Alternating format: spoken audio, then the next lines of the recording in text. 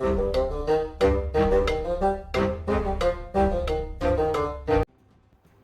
and welcome to the Critically Clueless. I'm a monk, and today we are in Mountain Blade 2 Bannerlords, and this video is going to be about your companions, the best companions I would consider you to be looking at for recruiting, and I'm going to be talking to you about why I would actually recruit them in what roles that I would place them.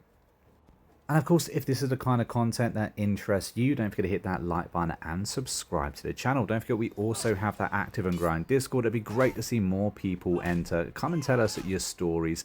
The link for that will be down in the description.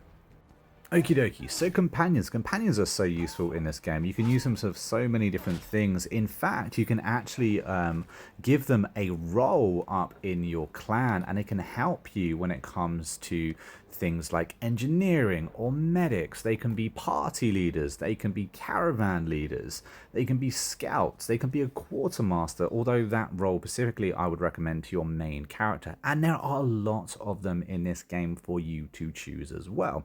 They are scattered across this entire continent, and it's actually really cool because you can click on any one of them and find out exactly where they are in your world at any given time. Some of them are a little bit harder to track down, as I just found out in my current playthrough. I had to go from town to town, from tavern to tavern, as this guy was moving all over the place. I couldn't get close enough to him to actually finally grab him, but I did in the end. However, like I'm saying, some of these people are going to be a little bit trickier for you to hunt down than others, but they are all worth picking up for various different reasons. Even the worst companion in this game can be trained up to be a very good and useful companion for yourselves, given, you know, enough time being spent on them. But some of them are just slightly better than the others. Now, the first one we're going to be talking about is actually the Spice Vendor. Now, I love the Spice Vendor. I think that it's a great little character. It has a trade of 100, which can be really useful to you. Now, just like with smithing, you can choose who is smelting down the weapons. You can choose who's trading as well. And if you don't want to grind up that trade for yourself, you could use the Spice Vendor to do exactly that. Or, of course, she would be the perfect companion to lead a caravan. She also has 121 in one-handed weapons. She also has a high stewardship as well.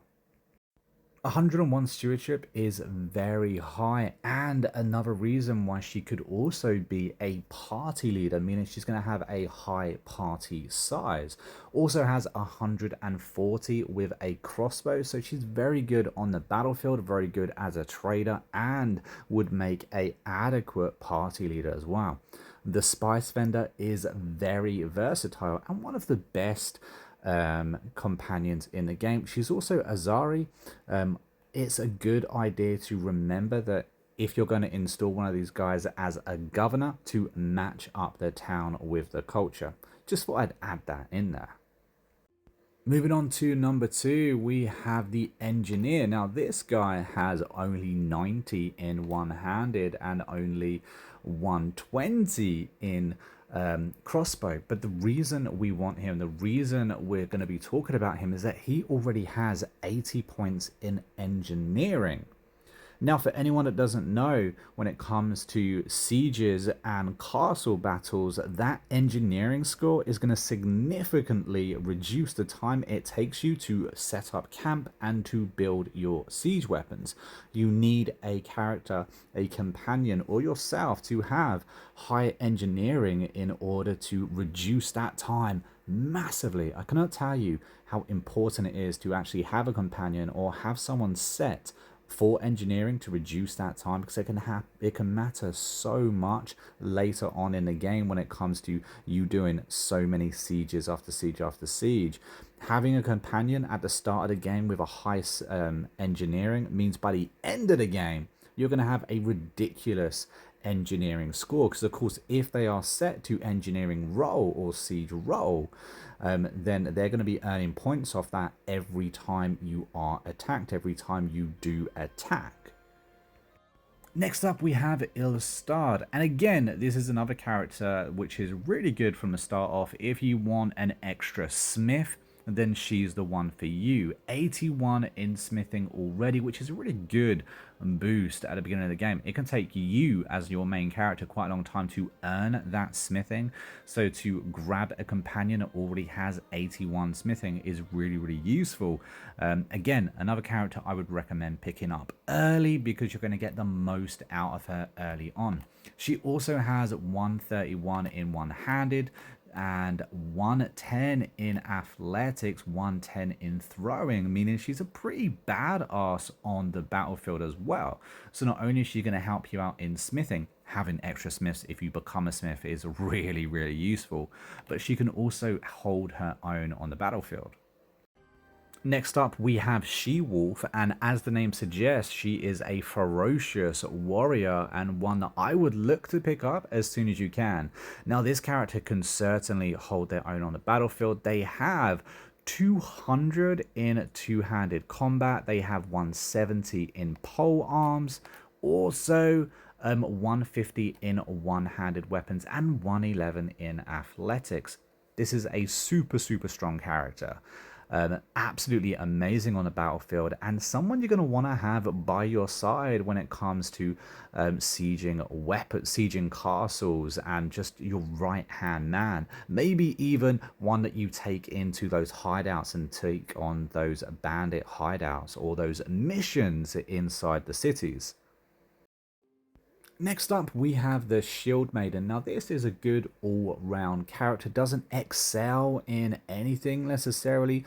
270 in two-handed, has 140 in pole arms and 120 in one-handed and 90 in athletics. This character, again, is a good all-rounder, a good warrior. Someone that I would like to have in my party as a warrior class. I think having a couple of companions you specifically use to have, as reliable warriors can be really useful, and this is a really good one to pick up early game, so that way you can then have them, focus down on in the classes in which you want added bonuses in. Next up, we have Blood Axe, and again, this is a fierce warrior, one of the best in the game. 200 in two-handed, 170 in pole arms, 150 in one-handed, and 110, or mine's 114 in athletics. Very strong character, very strong warrior, doesn't really need to say anything else. This 200 in two-handed weaponry is amazing. Give them one of your crafted two-handed swords and boosh, they will wreck on that battlefield. They also have the honest trait, so for anyone trying to collect those companions that have good traits and reliable traits, then this is someone for you, as they do have honor and they are calculating, which is a good little one to have as well. Now this character, the Lucky, is the one I was telling you about. This character took me forever to track down, and oh my god, what a good character this is. This is the perfect party leader character. They have it all. They have 140 in two-handed, they have good leadership, good tactics, they have 110 in pole arms, 93 in one-handed, and they've got athletics as well. This is a great all-rounder and one of the few characters that actually possesses an okay leadership and tactics. Now, it's not the best, it's not the highest, but what this is a great all-round character who has a good advantage when it comes to being a party leader and helping you wage those wars. In my opinion, the Lucky is one of the best characters in the game, if not one of the best two characters in the entire game, and one I do recommend you all pick up because this character has uses depending on what it is you want.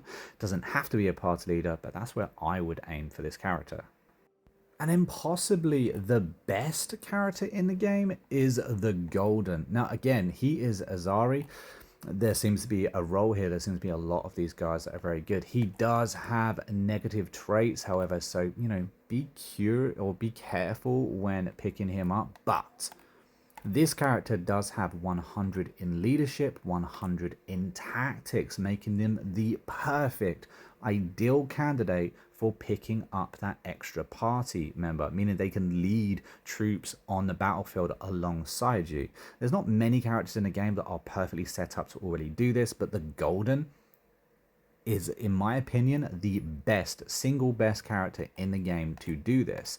They also have really good riding ability at 170, and to match that, they have 190 in polearms, meaning you give them that lance and they will devastate on that battlefield. Also having 180 and one-handed, so they can get close and personal if they need to. They've got the 150 in throwing. That's the one stat we really don't need to worry about. But everything else here, absolutely amazing. Get them early on in a game and build them up before you even have a chance to get your kingdom, and you're going to have a fabulous party rising around that battlefield with you, earning you renown without you even doing anything. But there you go, guys. They are my 8 best companions in the game. There are other companions, of course, that I would consider picking up. They aren't the only companions that I would get, but they are definitely companions that I would look out for and pick up as soon as you can if you see them. And if I've left out a companion that you absolutely swear by, don't forget to let me know down in the comments, and let everyone else know as well to keep an eye out for them.